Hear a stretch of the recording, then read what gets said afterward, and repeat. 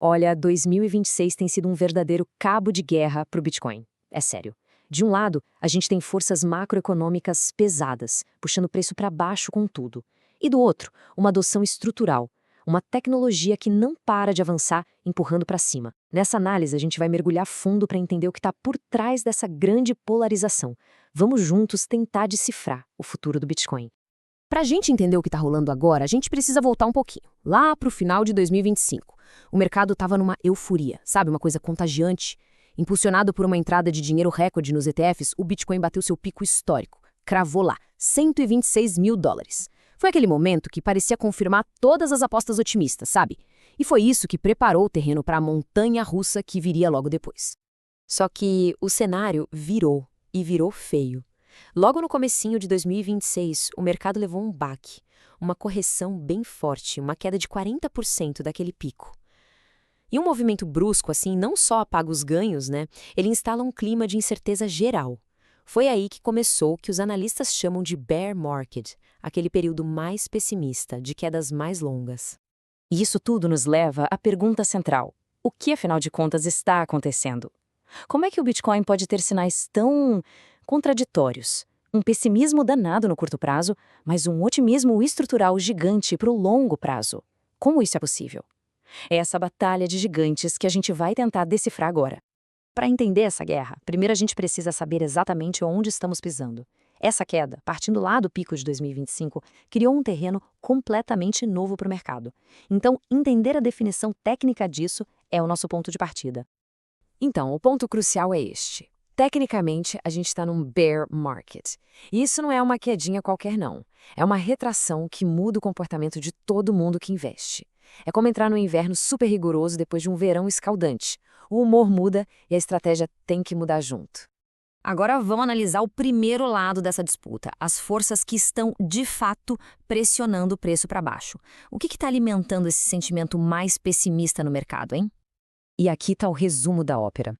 De um lado, a gente tem uma tempestade econômica global. Do outro, uma fundação sólida de tecnologia e adoção. A grande questão de 2026 é exatamente essa. Qual dessas forças vai prevalecer? Quem vence essa batalha? Se a gente olhar os detalhes, a situação fica mais clara. O Federal Reserve, que é o Banco Central americano, está mantendo as taxas de juros elevadas. E com juros altos, o dinheiro vai procurar portos mais seguros, né? Ativos de risco, como o Bitcoin, acabam perdendo um pouco do brilho. Junta isso com uma inflação que teme em não ceder e a incerteza sobre a nova liderança do Fed, pronto, o mercado perdeu aqueles gatilhos de alta que todo mundo esperava. E esse cenário macro se reflete direto nos grandes investidores, claro. Os ETFs de Bitcoin, que foram os heróis da alta de 2025, de repente viram saídas massivas de dinheiro. Mais de 1,3 bilhão de dólares saindo numa única semana. É um sinal claríssimo de que os peixes grandes estão com o pé no freio.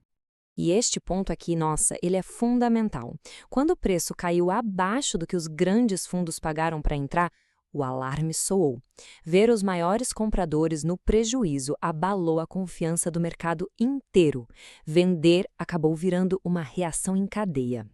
Mas, como toda história tem dois lados, vamos agora virar a moeda e olhar para o que sustenta o otimismo, mesmo no meio dessa tempestade toda.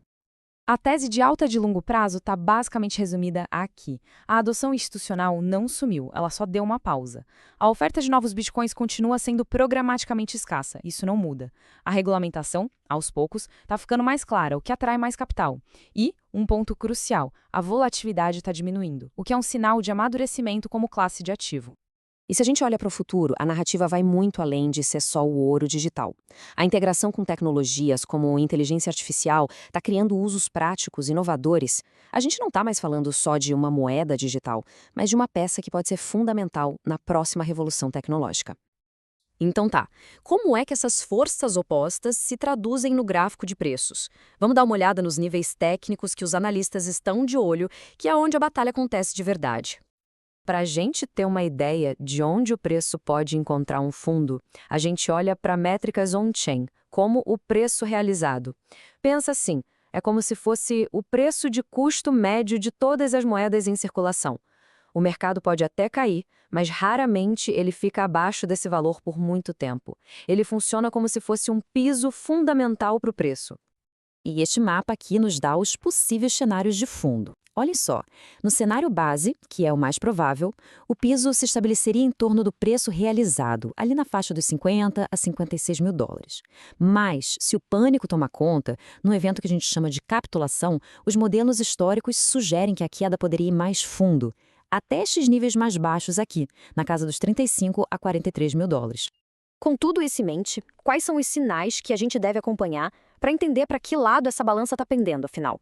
Uma grande questão que está no ar em 2026 é se essa entrada massiva de dinheiro institucional finalmente quebrou o tradicional ciclo de 4 anos do Bitcoin. A teoria é que esses grandes players podem suavizar os picos e os vales, criando um novo padrão. Será que a entrada de tanto dinheiro de fora vai conseguir domar a fera? Essa é a pergunta de $1 milhão. Para a gente concluir, a história do Bitcoin em 2026 vai ser contada por estes indicadores. Os fluxos dos ETFs vão nos dizer o sentimento institucional. As decisões do Fed vão ditar o ritmo da economia. As métricas on-chain vão revelar a saúde da rede por dentro. E a regulamentação vai definir o caminho para a adoção em massa. A grande polarização continua, e agora a gente tem um mapa para navegar por ela. A verdadeira questão não é se o Bitcoin vai sobreviver, mas como ele vai sair, transformado, desta batalha. O futuro está sendo escrito agora.